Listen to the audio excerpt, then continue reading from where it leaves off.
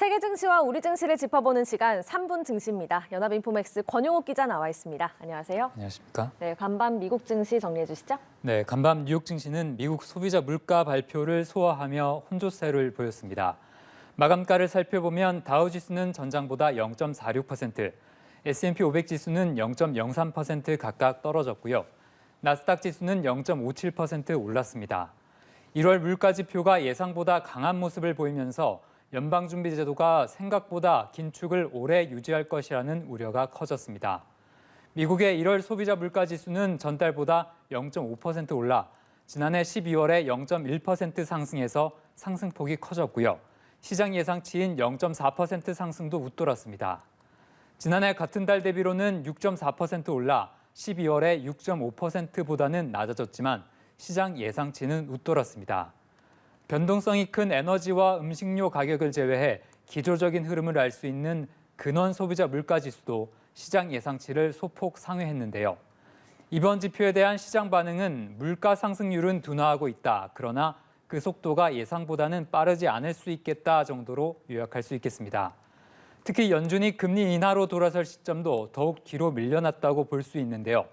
이에 따라 미국 기준금리에 민감하게 반응하는 2년물 국채금리가 하루 사이 0.1%포인트 가까이 크게 올랐습니다. 네, 물가가 예상치를 좀 웃돌았는데 시장은 혼조세로 반응을 했습니다. 이건 어떻게 해석할 수 있을까요? 네, 간밤에 나온 물가 내용은 시장이 이미 어느 정도 예상을 했던 측면이 있었습니다.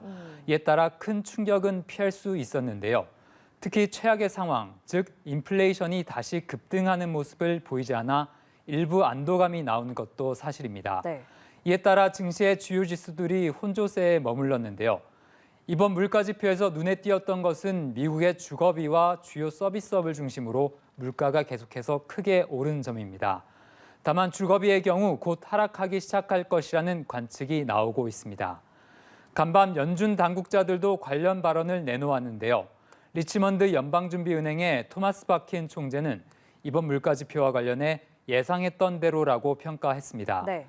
그는 인플레이션이 정상화되고 있지만 천천히 내려오고 있다며 인플레이션에서 훨씬 더 오랜 관성과 지속성을 볼 수 있다고 말했습니다. 네, 알겠습니다. 업종별로 보면 기술주가 강세를 보였네요. 네, 테슬라와 반도체 업체 엔비디아의 주가가 오르면서 기술주 강세를 이끌었는데요.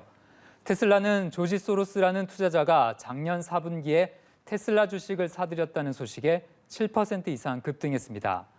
엔비디아의 주가는 이 회사가 인공지능 경쟁에서 주도적인 위치에 설 것이라는 보고서가 나오며 5% 넘게 올랐고요.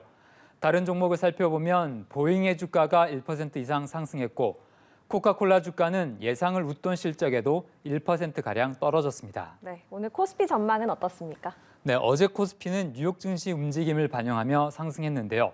지수는 2,466부근에서 거래됐습니다. 오늘 코스피는 미국 물가 지표 내용을 소화하며 약보합권에서 출발할 것으로 전망됩니다.